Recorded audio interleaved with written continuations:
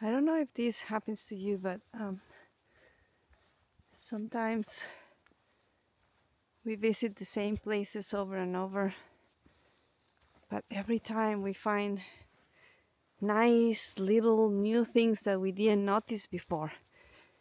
And I think it has to do with our state of mind. Depends on what is it that we're focusing on.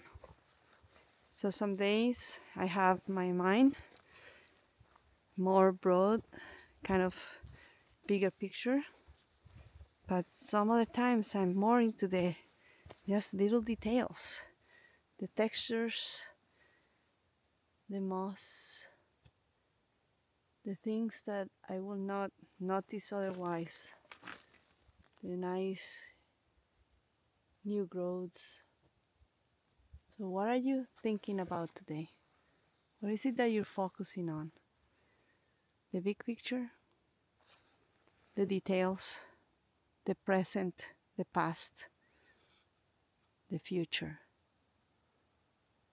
Pay attention.